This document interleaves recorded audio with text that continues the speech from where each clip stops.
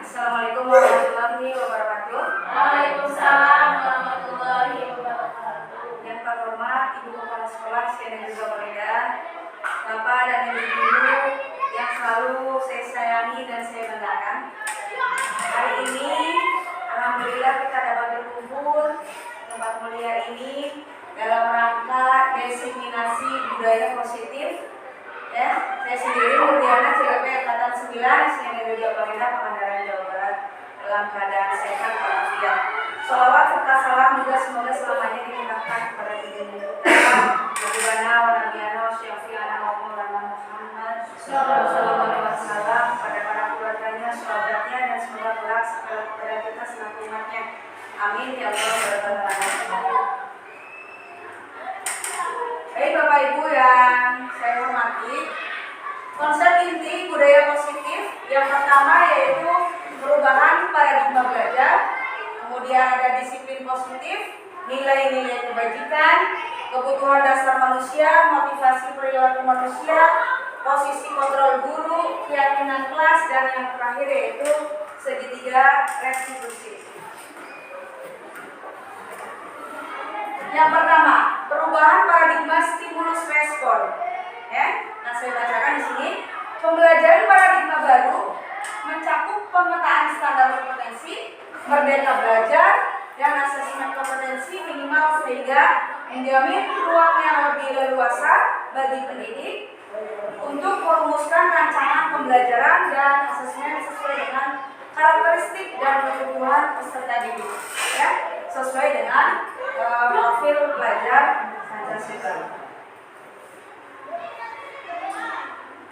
Miskonsepsi tentang teori kontrol selama ini. Kita menganggap bahwa ilusi guru mengontrol murid. Kita sebagai control center, ya. Selama ini kita berpikir demikian. Padahal yang betul adalah murid sebagai senternya, ya. Murid sebagai pusatnya. Jadi paradigma miskonsepsi tentang teori kontrol itu yang pertama. Yang kedua, ilusi bahwa semua penguatan positif, efektif, dan bermanfaat.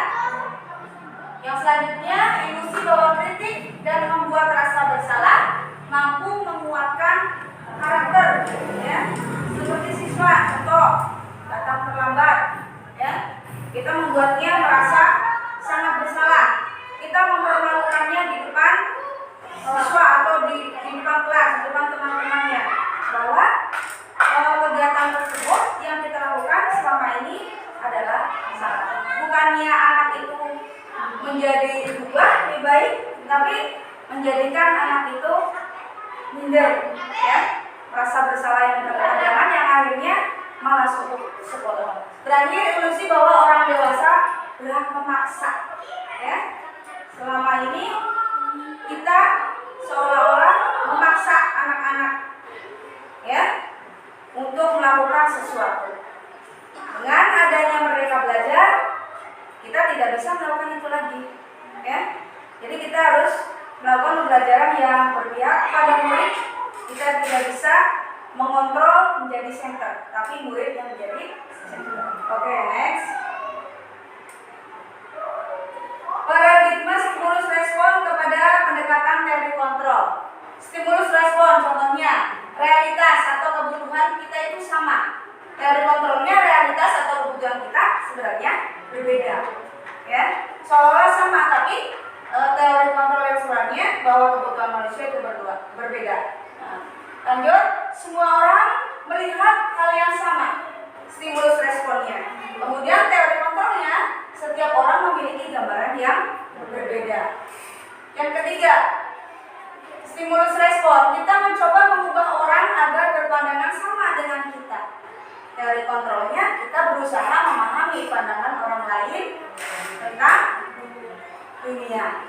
Ya. Next. Disiplin positif. Ini yang tadi sudah sempat saya singgung. Dalam budaya kita, makna kata disiplin telah berubah, ya, menjadi sesuatu yang dilakukan seseorang pada orang lain untuk mendapatkan kepatuhan.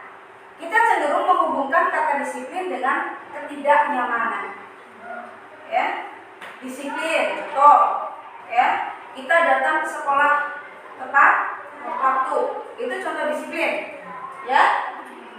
Jadi sifatnya kepatuhan, karena di sekolah itu kan kita punya yang namanya aturan, atau tata tertib, ya. Itu yang harus dipatuhi oleh semua warga sekolah. Kemudian disiplin positif merupakan salah satu pendekatan disiplin diri yang memampukan seseorang untuk mengontrol perilakunya dalam kesadaran dan bertanggung jawab atas tindakannya sebagai wujud menghormati diri sendiri dan orang lain. Ya, misalnya kita datang terlambat, contoh ya Bu, Ibu Kepala, Bu maaf saya kesiangan, atau Bu maaf tadi saya tanggung mencuci. Nah, jadi kita harus dapat melakukan sesuatu yang lebih baik, ya, jika kita melakukan kesalahan. Misalnya, contohnya dengan meminta maaf. Bahwa sebenarnya itu adalah contoh kita untuk menghargai diri kita sendiri dan juga orang lain. Ya.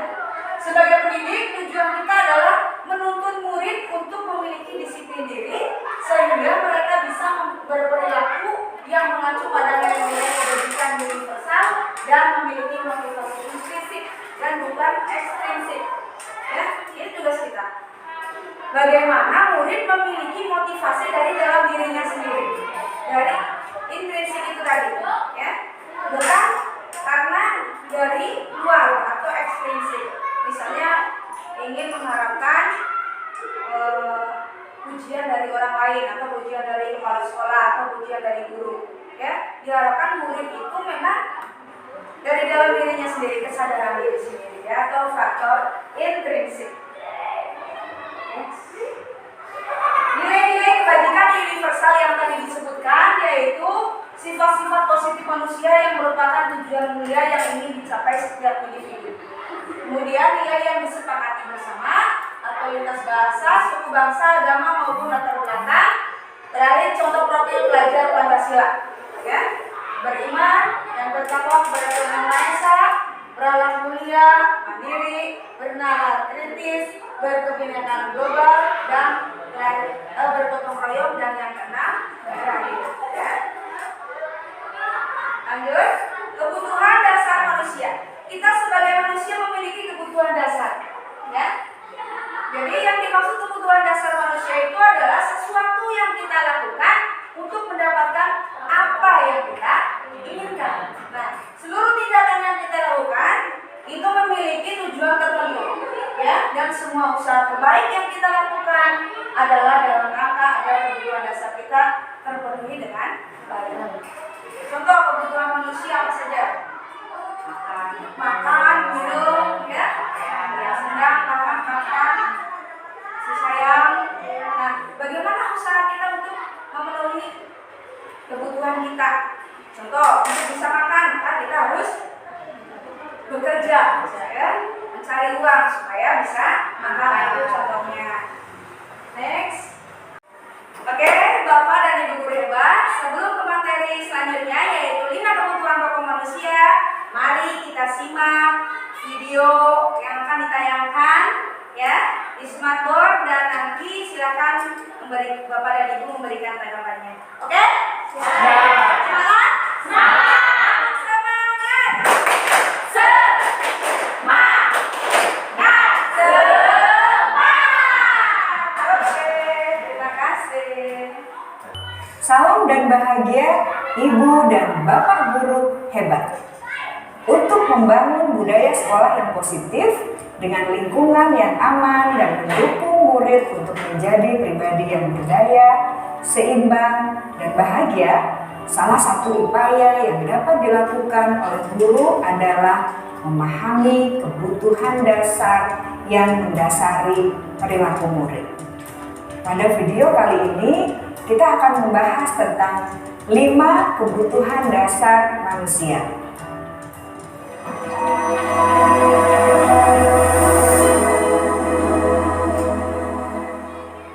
Ki Hajar Dewantara dalam salah satu kutipannya menyatakan, kita ambil contoh perbandingannya dengan hidup tumbuh-tumbuhan. Seorang petani dalam hakikatnya sama kewajibannya dengan seorang pendidik yang menanam padi misalnya. hanya dapat menuntun tumbuhnya padi. Ia dapat memperbaiki kondisi tanah, memelihara tanaman padi, memberi pupuk dan air, membasmi ulat-ulat atau jamur-jamur yang mengganggu hidup tanaman padi, dan lain sebagainya.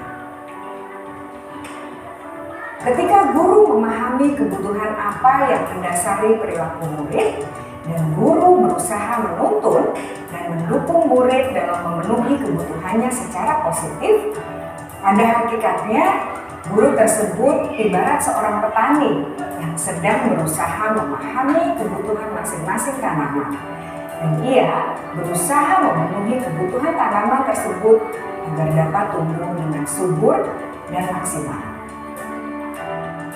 Dr. William Glasser, seorang psikiater dari Amerika Serikat, menyatakan bahwa seluruh tindakan manusia memiliki tujuan tertentu, yaitu memenuhi kebutuhan dasarnya. Ketika kelima kebutuhan dasar telah terpenuhi secara memadai, maka murid akan tumbuh dengan seimbang dan bahagia. Sebaliknya, ketika kebutuhan dasar tidak terpenuhi dengan baik, maka seseorang akan mengalami emosi negatif seperti bosan, sedih, dan kecewa. Bahkan mereka dapat melakukan perbuatan yang bertentangan dengan nilai-nilai kebajikan atau melanggar peraturan. Dengan kata lain, perilaku buruk seseorang biasanya adalah respons dari kebutuhan yang tidak terpenuhi. Namun, mereka tidak tahu cara untuk menyampaikannya. Ada 5 kebutuhan dasar manusia menurut Dr. William Glasser, yaitu yang pertama, kebutuhan untuk bertahan hidup atau survival. Yang kedua, kebutuhan untuk merasa diterima atau love and belonging. Yang ketiga, kebutuhan akan kebebasan atau freedom. Yang keempat, kebutuhan akan kesenangan atau fun. Dan yang kelima, kebutuhan akan penguasaan atau power.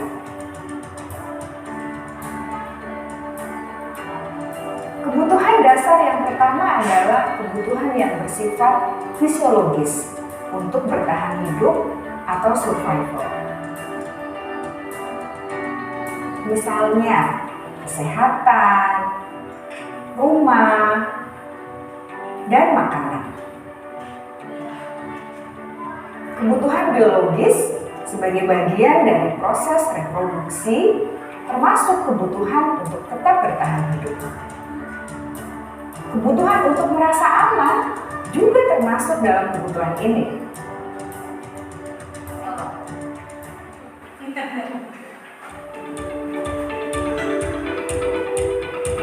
Agar murid dapat belajar dengan baik, kebutuhan mereka akan rasa aman, pangan, sandang, dan papan harus terpenuhi. Bagaimana mungkin mereka dapat belajar dengan baik bila mereka datang ke sekolah dengan perut yang lapar atau bila rumah mereka kebanjiran?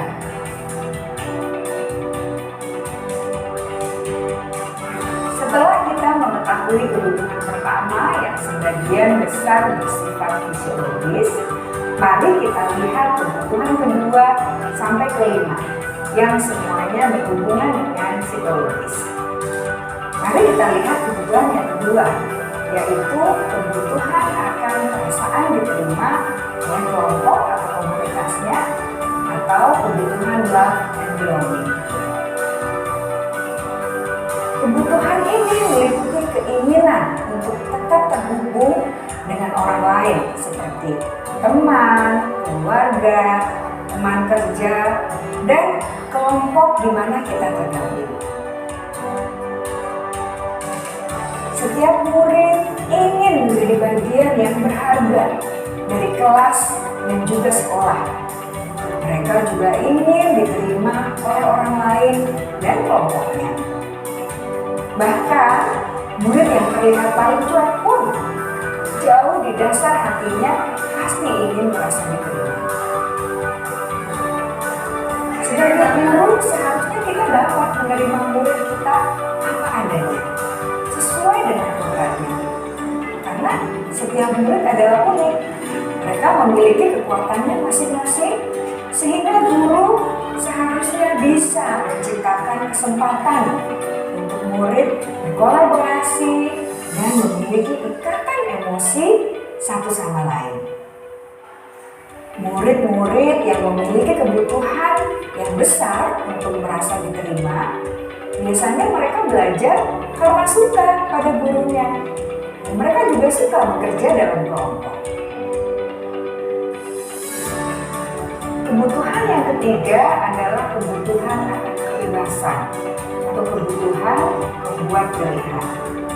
Murid harus diberi kesempatan untuk membuat pilihan dan bertanggung jawab atas pilihan yang mereka telah ambil. Memberi mereka kebebasan bukan berarti membiarkan mereka melakukan apa saja yang mereka mau, melainkan lebih memberi mereka kesempatan untuk membuat pilihan, menyuarakan pendapat mereka dengan percaya diri, dan memberi mereka kesempatan untuk mencoba hal-hal yang baru. Pembelajaran dengan metode yang beragam dan menarik juga akan memenuhi kebutuhan murid tentang kebebasan ini. Pembelajaran berdiferensiasi, di mana guru menyediakan beberapa jenis tugas yang bisa dipilih oleh murid sesuai dengan mereka, sangat baik untuk mengembangkan murid menjadi lebih mandiri dan memiliki motivasi internal. Karena kebutuhan akan kebebasan pada dasarnya adalah kebutuhan untuk mandiri, memiliki otonomi, memiliki pilihan, dan mampu mengendalikan arah hidupnya sendiri.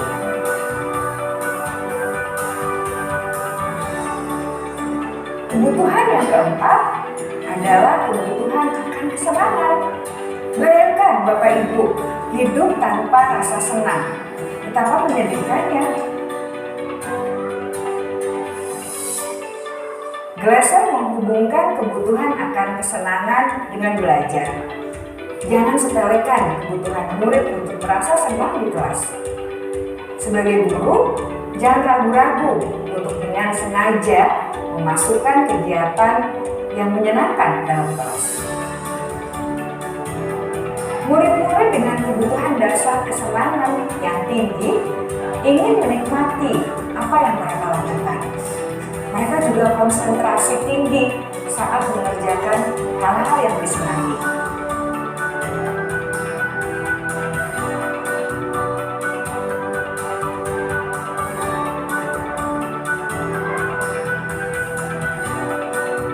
Kebutuhan yang kelima adalah kebutuhan akan penguasaan. Setiap murid memiliki kebutuhan untuk merasa kompeten, menjadi terampil, diakui pencapaian dan keterampilannya, didengarkan, bisa membuat dampak dan pengaruh, dan memiliki rasa harga diri. Mereka sebaiknya diberi kesempatan untuk membuat keputusan tentang hal-hal yang penting dalam hidupnya dan tidak merasa dikontrol oleh sistem sekolah. Pada murid yang telah menginjak usia remaja, seringkali mereka merasa tidak memegang kendali atas kehidupannya sendiri, karena guru kerap kali berpengaruh dalam mengambil keputusan. Murid-murid yang memiliki kebutuhan dasar akan penguasaan yang tinggi biasanya selalu ingin menjadi pemimpin. Mereka juga suka mengamati sebelum mencoba hal-hal yang baru. Mereka juga perfeksionis dan merasa kecewa bila melakukan kesalahan.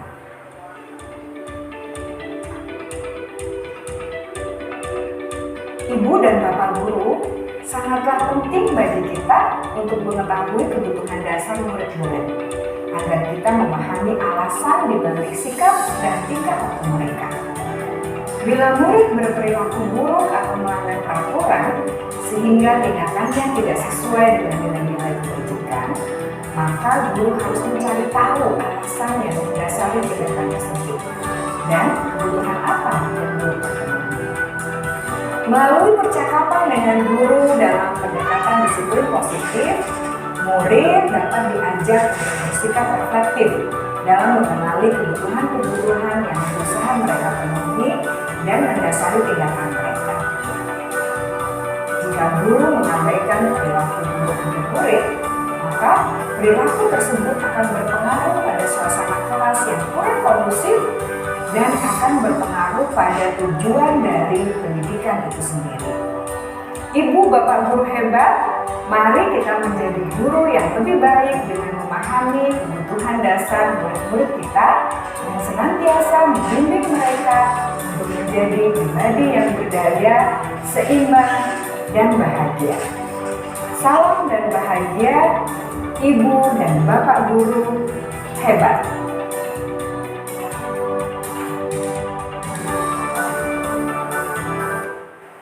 Iya, Bapak Ibu guru hebat sudah menyimak videonya. Apakah ada tanggapan mungkin dari Bapak atau Ibu guru hebat? Tanggapan tentang video yang sudah disimak tadi? Ya, boleh Bu Siti Nur Kamila. Ya, mohon maaf sebelumnya. Terima kasih. Menurut saya, video yang tadi ditampilkan itu sangat sesuai sekali, sangat terus sekali dengan apa yang terutama saya rasakan di lapangan. Bersama dengan, kan kebetulan saya di PAI, jadi kelas 1 sampai kelas 6 yang berbagai karakter itu sesuai sekali dengan yang tadi dipaparkan. Jadi kalau mood anak itu sedang tidak baik, akan dipaksakan sebagaimanapun memberikan materi itu tidak akan masuk. Tetap aja ya, bete ya. Kalau dari rumahnya mungkin pagi itu dia habis dimarahin ibunya gara-gara telat bangun atau apa, itu salah satu yang harus kita yang harus kita tahu lah. Jadi anak itu moodnya sedang apa, sedang bagaimana, itu akan mempengaruhi pelajaran kita selama dari awal sampai akhir. Kalau anak moodnya jelek, otomatis harus dibangun dulu semangat belajarnya. Bagaimana cara dia yang tadinya bete mungkin dari rumah datang ke sekolah senang bisa belajar dan bisa menerima pelajaran. Jadi, kalau dari saya Luar biasa sekali. Itu tangan untuk Bu Siti Nur Kamila. Apakah ada tambahan dari yang lainnya? Saya Ya, silakan. menarik yang tadi di awal itu Ya, seperti padi, benar sekali. ya. Banyak hama, dan kita harus menjaga tanahnya, jaga supaya subur, harus dipupuk kembali. Nah, seperti itu kiranya menerapkan siswa hampir sama, harus benar-benar kita menjaga kita. Apa nih penyakitnya dari sumber mana? Seperti itu. Ya, oke. Terima kasih ya, Arif. Betul sekali. Jadi menurut Pak Arif ini adalah menurut Ki Hajar Dewantara, kita seorang guru itu diibaratkan sebagai petani, ya. Petani yang misalnya contoh menanam jagung, ya, maka bagaimana jagung itu bisa tumbuh dengan baik, dengan subur? Apakah kondisi tanahnya yang kurang baik atau yang tidak subur? Harus dengan apa kita harus membuat tanah itu subur? Mungkin bisa dengan diberi pupuk supaya tidak terkena hama. Nah, mungkin dengan diberi pestisida, ya, disemprot begitu. Nah, kalau kekeringan kita sirami, kan? Guru juga seperti itu. Jadi murid itu diberikan tanaman dan kita sebagai petaninya. Ya, terima kasih. Pak, ada tambahan lagi mungkin? Atau sudah cukup? Kalau sudah cukup, baik akan saya bahas tentang 5 kebutuhan pokok manusia. 5 kebutuhan dasar manusia. Yang pertama, bertahan hidup. Ya.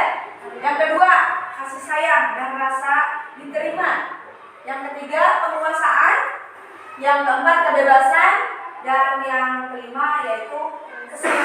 ini adalah 5 kebutuhan dasar manusia. Berlanjut.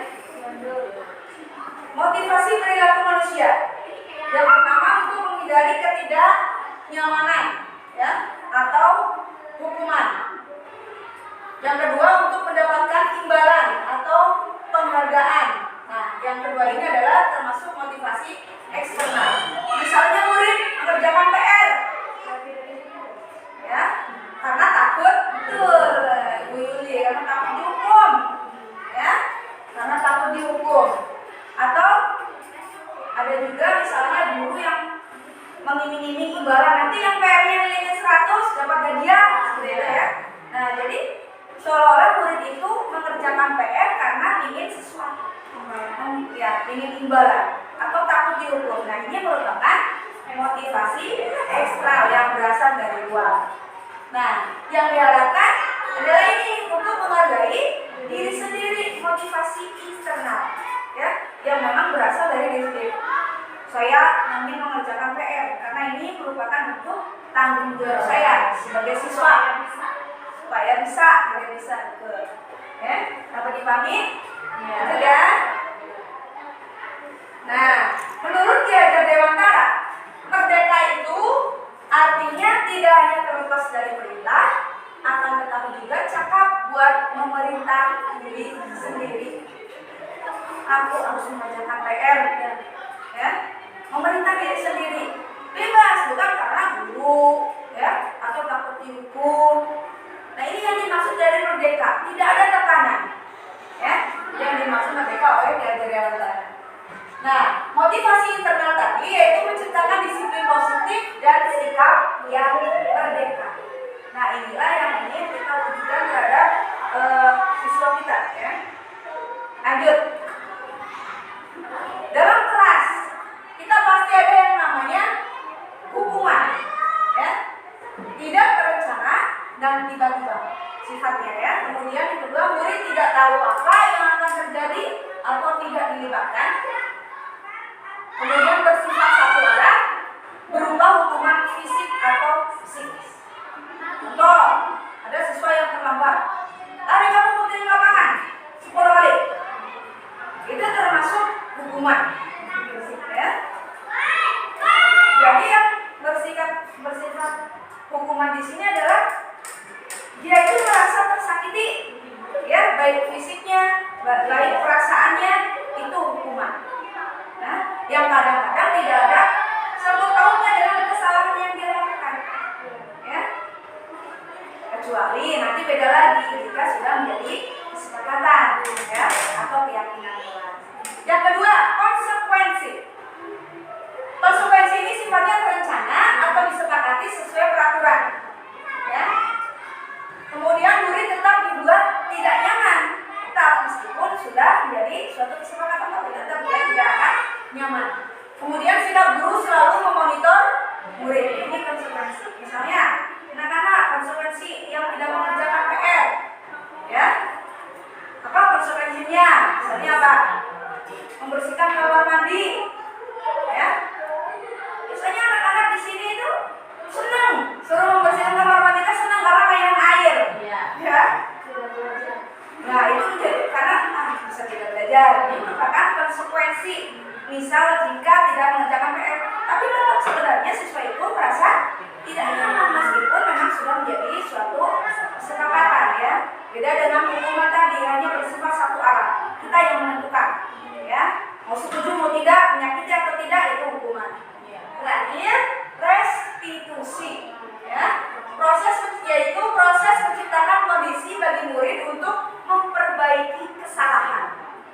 Nah, kemudian proses kolaboratif yang mengajarkan murid untuk mencari solusi sendiri. Nah, ini tujuan kita, ya, bukan hukuman, konsekuensi, tapi restitusi, ya, menciptakan kondisi bagi murid untuk memperbaiki kesalahan. Contoh, tadi ada yang terlambat, kita harus tanya dulu, ya, kenapa nak kamu terlambat? Pasti mereka punya alasan, ya. Kita harus menstabilkan suasana dulu. Karena semalam saya membantu ibu atau mengurus ibu yang sedang sakit, saya tidur jam 12, kan pasti mereka punya kesalahan.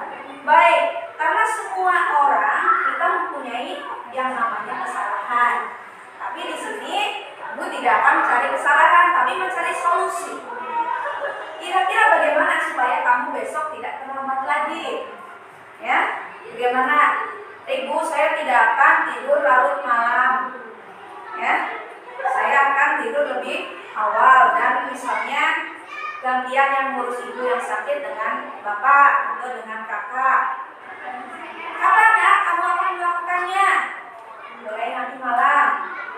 Jadi mencari solusi supaya kesalahannya itu tidak terulang kembali. Ini namanya restitusi ini tujuan kita. Ya, oke, bisa dilanjut. Next, 5 posisi kontrol guru. Ya, 5 posisi kontrol guru. Kita bisa menjadi penghukum. Yang kedua, pembuat merasa bersalah. Kemudian ketiga sebagai teman. Keempat memantau dan kelima sebagai manajer. Yang paling tepat kita ingin sebagai apa? Sebagai teman. Menurut Ibu Sumarti, menurut Bu Linda? Sebagai manajer. Nah ini yang paling tepat. Kita usahakan sebagai manajer. Ya? Seperti tadi yang restitusi tadi. Kita memang tahu. Ya? Kesalahannya itu sebabnya apa, ya, solusinya bagaimana, kemudian tidak mendukung, tapi mencari solusi yang terbaik sehingga menjadikan siswa kita lebih baik lagi, gitu ya. Oke, lanjut. Contoh penerapan 5 posisi kontrol guru. Ini misalnya ada kasus nih, siswa tidak memakai atribut lengkap saat upacara bendera. Hormat pada bendera selama 1 jam karena tidak memakai atribut. Nah, ini sebagai apa kita? Posisinya sebagai penghukum. Anak suruh berdiri menghormat bendera ini di bawah terik matahari. Ini kalau anak itu tidak pingsan ya, kalau pingsan siapa yang repot? Kita yang disalahkan guru. Ya. Kemudian berapa kali ibu atau bapak harus memberitahu kamu? Kamu selalu saja mengecewakan ibu atau bapak. Nah ini sebagai pembuat merasa bersalah. Ya. Oke, lanjut. Ayo dong ikuti aturan sekolah. Tolong bantu ibu ya. Sekali ini. Ya sudah tidak apa-apa, lain kali jangan sampai berbuat seperti ini lagi ya. Nah ini adalah posisi kita sebagai teman. Ya.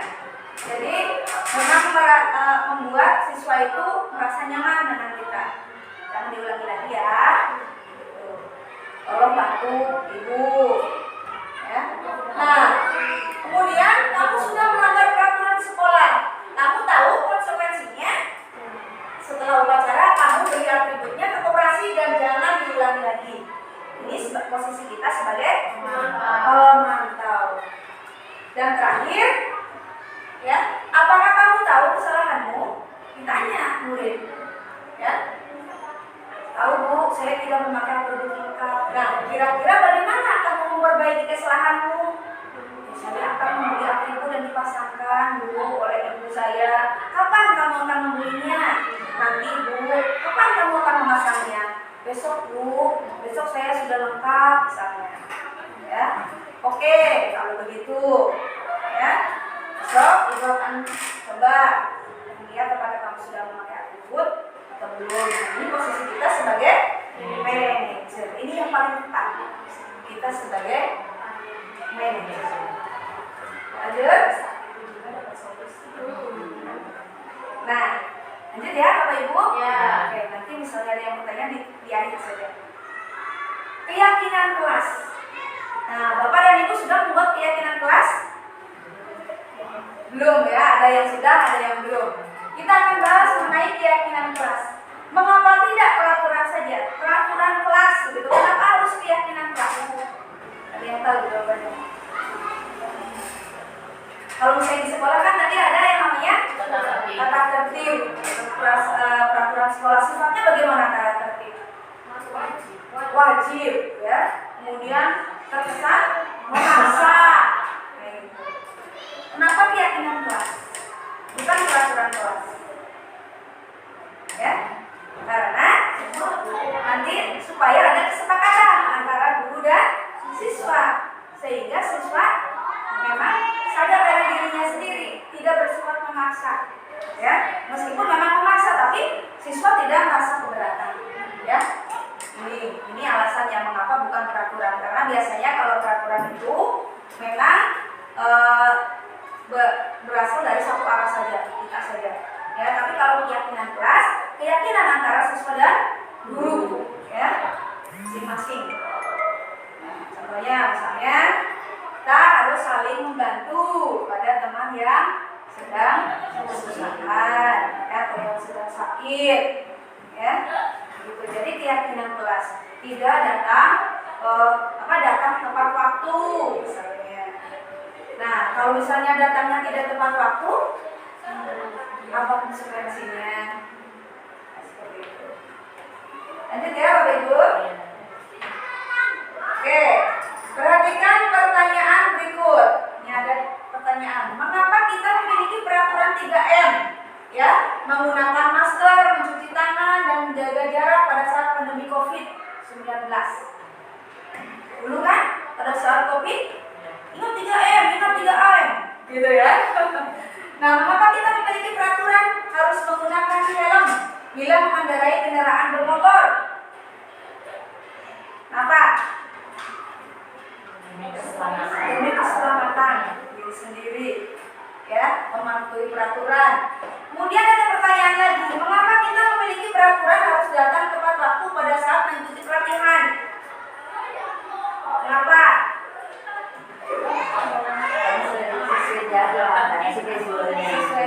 Sesuai jadwal, kita tidak boleh terlambat. Nah, untuk mendukung motivasi intrinsik, kembali ke nilai-nilai keyakinan lebih menggerakkan seseorang dibandingkan mengikuti serangkaian peraturan. Kembali lagi, ya, karakter betul Ibu.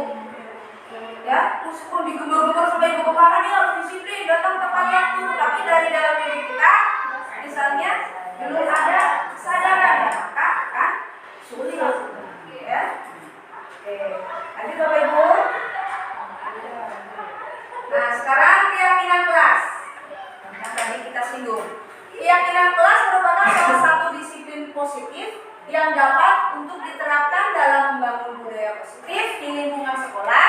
Dengan adanya sebuah keyakinan kelas dalam setiap kelas, diharapkan mampu mewujudkan tujuan dari pendidikan yang lebih berorientasi kepada profil belajar Pancasila. Nah, ini tentang keyakinan kelas. Keyakinan kelasnya apa saja? Misalnya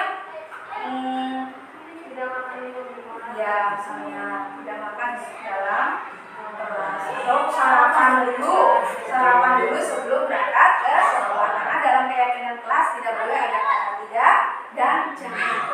Ya. Berarti kalau misalnya tadi tidak boleh makan di dalam kelas, bisa diganti dengan sarapan dulu sebelum berangkat ke sekolah. Ya, seperti itu. Lanjut. Yang mana yang merupakan keyakinan kelas? Nah, misalnya ini kesepakatan kelas sebelah kiri ya, sebelah kanan saya ya. Datang tepat waktu, mengucapkan salam, kemudian menjaga kebersihan sekolah, berdoa sebelum dan sesudah kegiatan, aktif dalam pembelajaran, kemudian tertib. Yang ini kesepakatan kelas. Kami guru dan murid yang saling menyayangi. Kami murid yang semangat belajar. Kami murid yang peduli dengan teman-teman. Yang merupakan keyakinan kelas yang mana? Yang kanan atau yang kiri saya?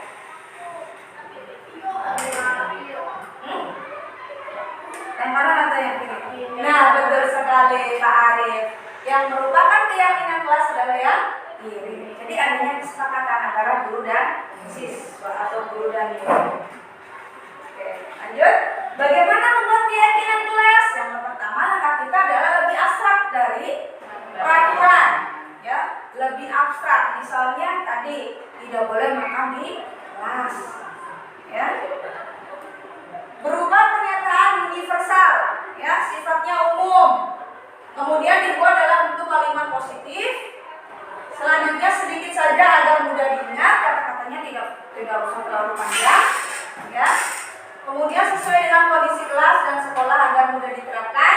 Terakhir, semua warga kelas atau sekolah dilibatkan saat membuat, menerapkan kepala, ya, ibu guru, kan?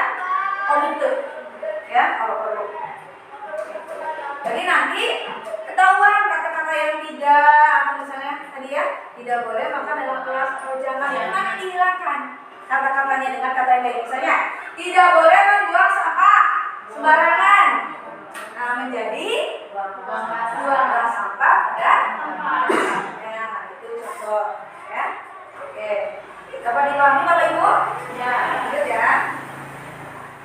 Tentukan keyakinan dari peraturan berikut. Misalnya, selalu kembalikan buku ke tempatnya. Itu merupakan sikap apa yang tercermin di dalamnya? Kemudian dilarang mengganggu orang lain. Berarti menghormati orang lain. Hadir di sekolah 15 menit sebelum pembelajaran dimulai. Itu menghormati orang lain atau berkomitmen. Ya. Ini ada contoh berdiskusi mengenai peraturan. Ini langkah-langkah membuat keyakinan kelas. Jadi berdiskusi ya dengan murid. Kemudian yang kedua merumuskan peraturan menjadi keyakinan kelas.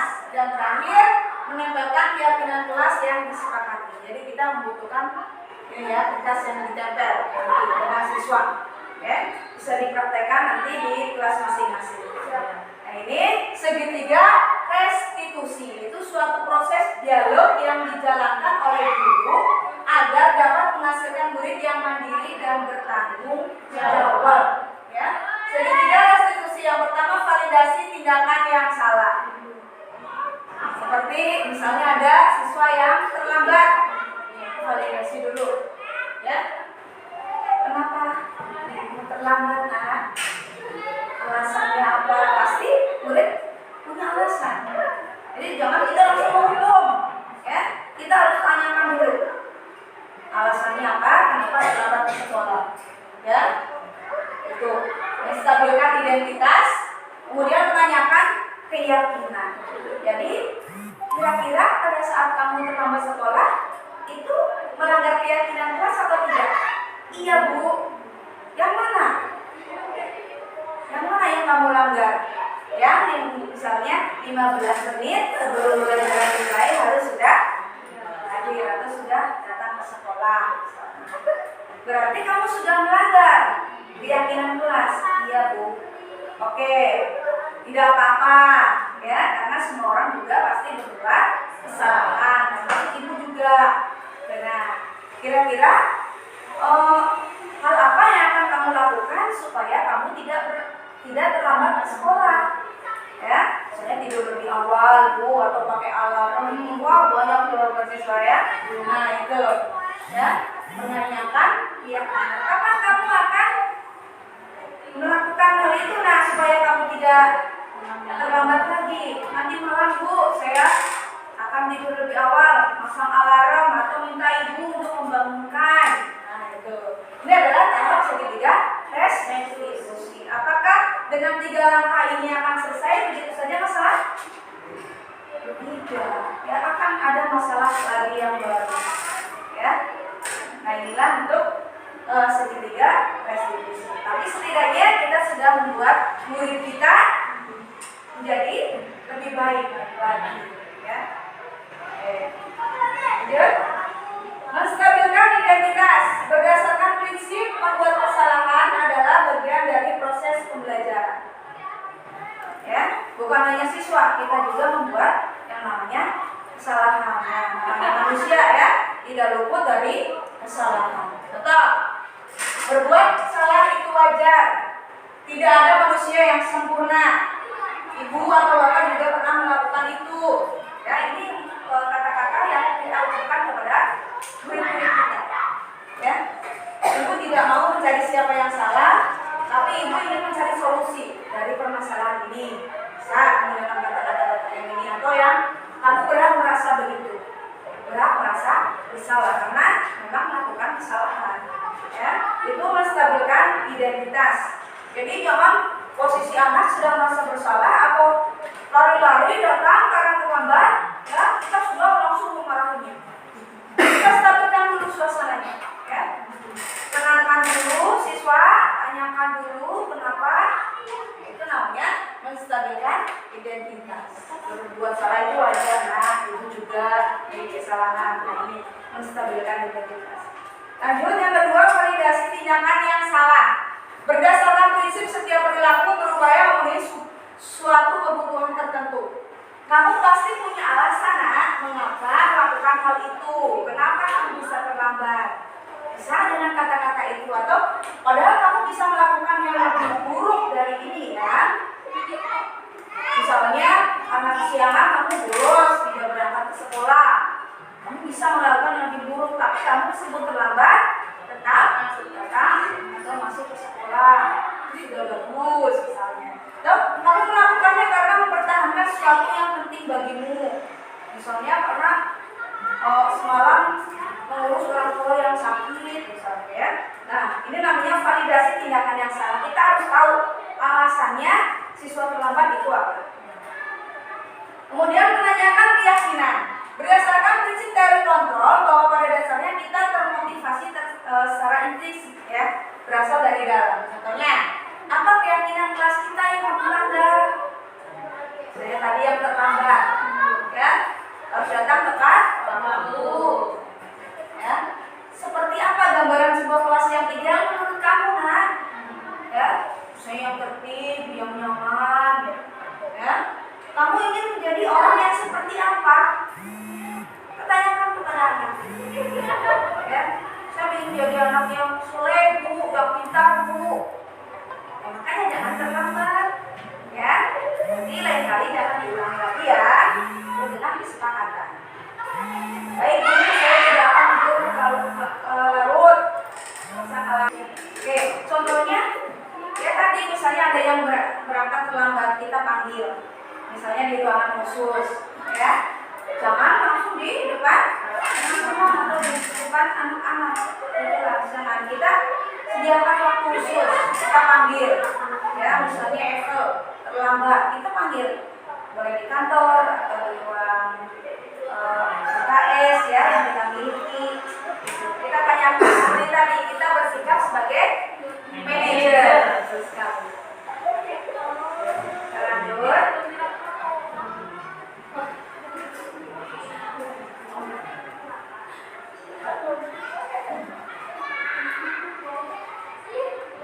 Nah, sampailah kita pada refleksi. Pelaksanaan diseminasi atau penyebaran pemahaman, ya, kepada rekan guru yang dilaksanakan, yaitu pada tanggal hari ini, tanggal 16 Oktober 2023, ya, di SD Negeri 2 Palembang, ya, dengan dihadiri oleh Ibu Kepala Sekolah dan juga Bapak dan Ibu Guru. Pembuatan keyakinan kelas dilaksanakan dengan siswa, ya, kelas 6 SD Negeri 2 Palembang. Mereka sangat antusias. Sebagai penutup, mari belajar bersama, berkolaborasi, saling mendukung demi mewujudkan disiplin positif di sekolah kita sehingga dapat menciptakan karakter pokok belajar Pancasila. Terima kasih. Sebelum ditutup, apakah ada pertanyaan dari teman-teman, Bapak Ibu Guru, atau sudah sangat jelas? Ya, silakan. Aku bertanya, Bu. Tadi kan ada segitiga Restitusi. Ya. saya memiliki satu siswa. Ya. Dia memiliki masalah sulit untuk membaca. Sulit untuk membaca. Saya sudah tanya, sudah saya selidiki juga kebutuhannya. Ternyata dia lebih gemar untuk bermain. Lebih gemar untuk bermain. Terus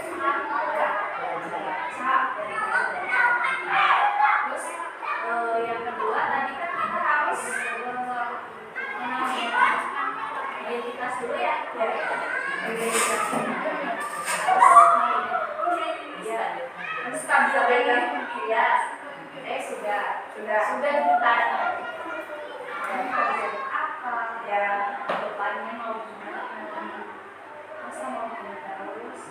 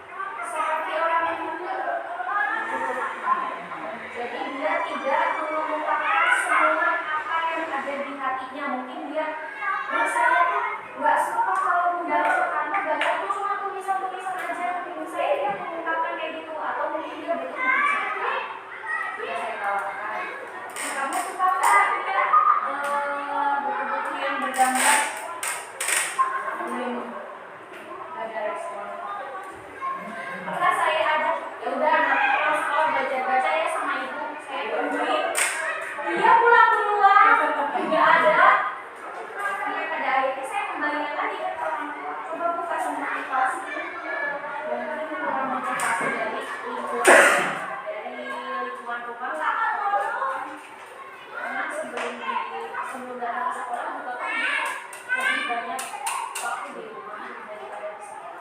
Terus mungkin di sekolah dia kurang nyaman sama saya atau tidak nyaman dengan teman-teman yang saya mau dia masih bermain oke diskusi atau setidaknya tadi jadi pasti akan jadi seperti orang yang diam seribu bahasa jadi sulit untuk saya juga nggak bisa membaca pikiran dia gitu kan karena dia cuma jadi nggak ada interaksi antara saya sama dia jadi kayak tidak ada hubungan pribadi antara saya dengan dia sementara saya ngobrol saya bertanya dia tetap tidak respon tidak menjawab apa kalau itu secara segitiga diskusi sudah tadi ya. ya sudah dilakukan.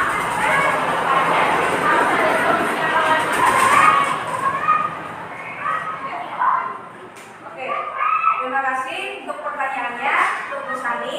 Ya, memang hal seperti ini, seperti siswa yang belum lancar membaca, itu mungkin hampir setiap kelas ada. Ya, yang dimana kita tahu bahwa pendidikan itu sebenarnya bukan hanya tanggung jawab kita. Ya, jadi ketiga elemen ini harus bertanggung jawab dan bekerja sama, berkolaborasi. Dari lingkungan keluarga, mungkin orang tua, kakak, ya. Kemudian sekolah, ya, dan yang ketiga adalah pemerintah. Ya. Ketiga stakeholder ini harus adanya kerjasama. Ya. Mungkin siswanya boleh tahu namanya siapa? Fadil. Dan Fadil ini, ya, yang merupakan kelas 5 ya. Jadi Bu Sani ini sudah melakukan yang namanya segitiga restitusi, ya, tapi belum dapat menyelesaikan masalah. Seperti yang tadi saya bilang, ya saya katakan bahwa segitiga restitusi ini tidak akan menyelesaikan masalah, justru malah pasti akan ada masalah-masalah yang baru yang harus dihadapi. Jadi tidak ada akhirnya segitiga ini terus berjalan, ya. Nah, Fadil ini sudah ditanyakan, ya, tadi sudah kenapa, ya, kamu belum lancar membaca, bahkan Bu Sani sudah ke orang tua, kunjung, sampai ke guru lesnya sudah, tapi semuanya angkat tangan, ya, angkat tangan. Nah, di mana tadi Bu Sani sudah nanya bahwa Fadil ini sukanya bermain daripada belajar atau membaca. Nah, ini nanti yang akan berkaitan dengan yang namanya belajar berdiferensiasi. Ya, bahwa Fadil ini tidak suka membaca, sukanya bermain.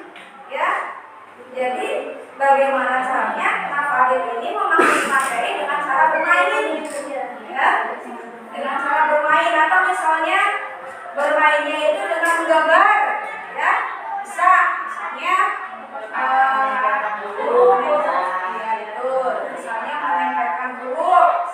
belajar sambil bermain sehingga Fadil ini merasa nyaman, merasa senang untuk belajar, ya, karena tanpa disadari oleh Fadil padahal dia sedang belajar tapi sedang bermain, misalnya menempel-nempelkan huruf, ya.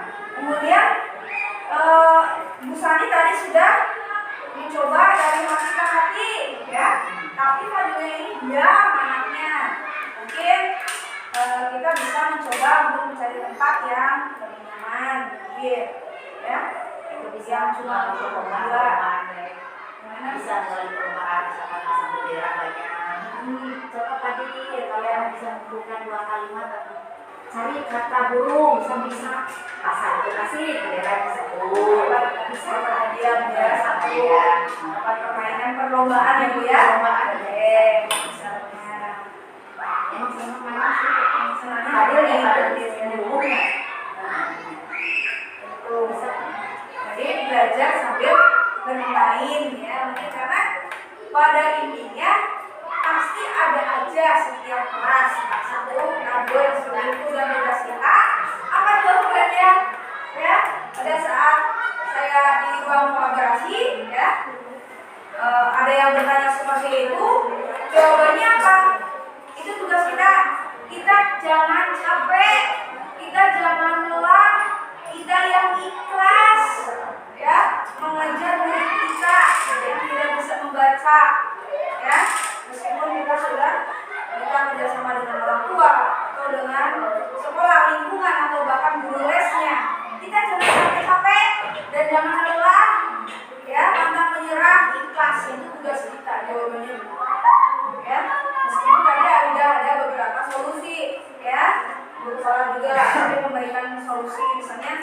Nah, Fadel ini belajar sambil bermain, ya, misalnya masang-masangkan huruf menjadi sebuah kata, menjadi sebuah kalimat, ya, bertahap seperti itu. Ini nih, bisa. Jelas? Ada cukup? Ada lagi? Ya. Sama teman-teman, prakteknya itu kita harus bagaimana gitu. Karena menghadapi yang mungkin bisa dikatakan siswa yang mempunyai kebutuhan khusus. Sedangkan durasi kita bersama, waktunya sama, apa memang perlu peran dari guru yang lain? Jadi pertanyaan Farid intinya sama ya. Itu tindakan yang harus kita lakukan itu harus seperti apa?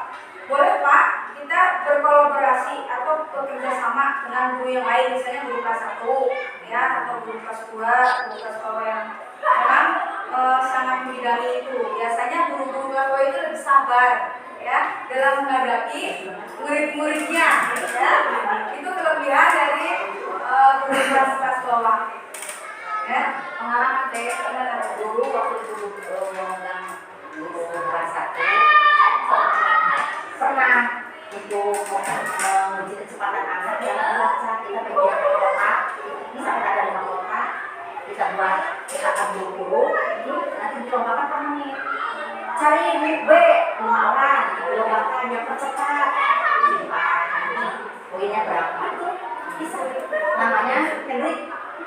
Ya, nah, sampai kelas 5 terus naik ke kelas 2 gitu deh, naik ke situ. Tapi melibatkan teman-teman yang pintar lagi kan buat motivasi sebagai guru kebayaan juga ya.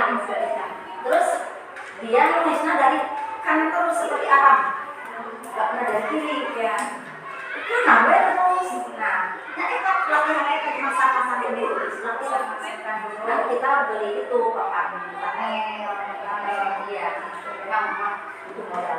Butuh modal ya intinya. Nanti bisa dengan cara bermain atau kuis ya, kuis. Dan tentunya ini membutuhkan media ya yang memadai. Misalnya bisa nanti kita ke apa bendara ya. Saya butuh ini tempat apa tadi namanya Bu?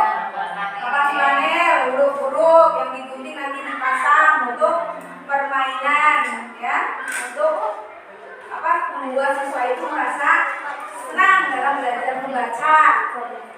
Itu ya, butuh bantuan guru yang lain atau ibu kepala sekolah tadi sudah memberikan contohnya solusi ya, yaitu dengan cara bermain sambil belajar. Terus penerapan ini bagaimana? Maksudnya Penerapannya bisa misalnya di luar jam. di luar jam ini belajar bisa pada saat istirahat atau pada saat pulang sekolah. Kita misalnya sediakan waktu berapa menit ya, misalnya menggunakan buku bacalah bisa ya. Dan juga kita selain dengan rekan guru juga harus berkolaborasi dengan orang tua tentunya ya, karena benar kata Bu Sani bahwa siswa itu lebih banyak menghabiskan waktunya itu di rumah.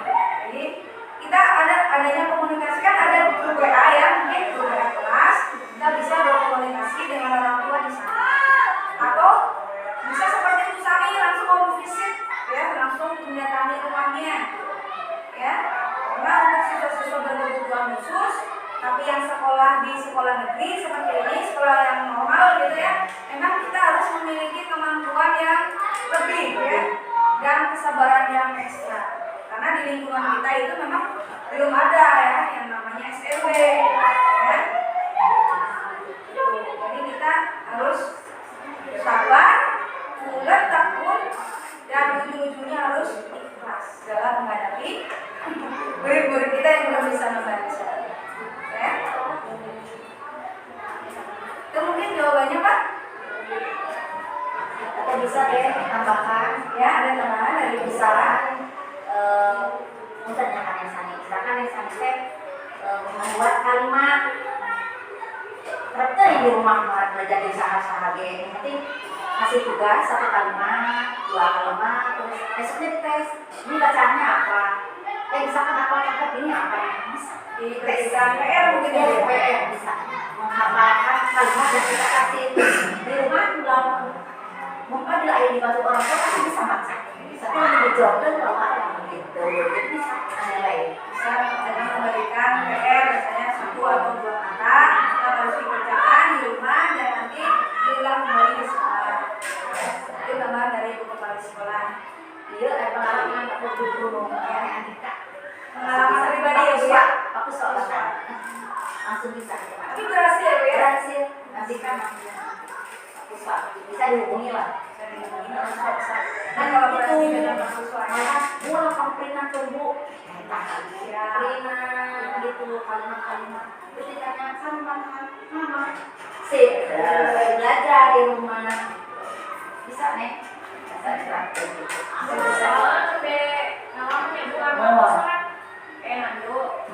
Nando juga sama. Iya. Kelas 1 sama Abi. Ya, Nando waktu itu Berusaha. pulang sekolah kamu nggak lupa belajar baca dia ada anaknya dia punya semangat sendiri sih ditanya kamu kenapa kayak gini aja enggak ini apa ada teman-teman yang lain ada lancar baca yang lain bacanya udah sampai halaman berapa kamu baru sampai situ aja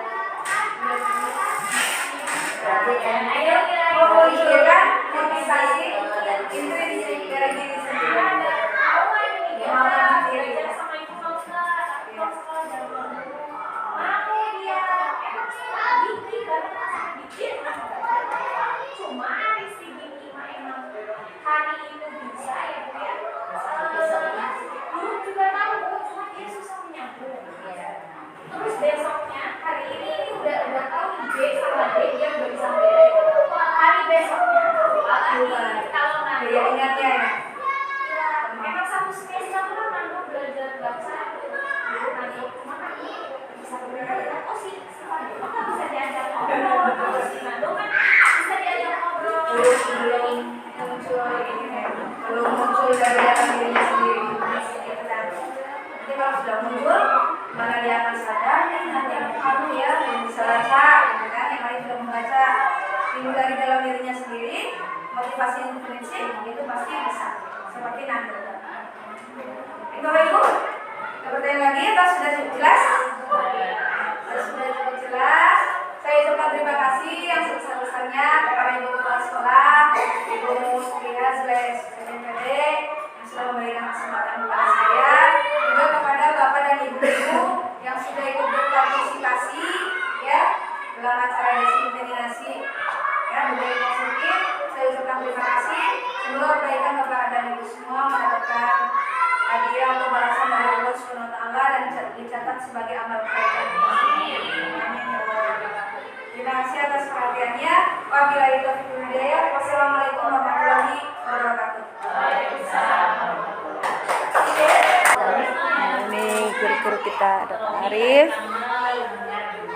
ada Bu Linda, ada Bu Siti Sani Nuralia, dan ini Ibu Kepala Sekolah kita, Bu Mumun Mubliha Zulehas PDMM. Kemudian ini ada Ibu Siti Nur Kamila, kemudian ini ada Bu Yuli dan Bu Kuswanti.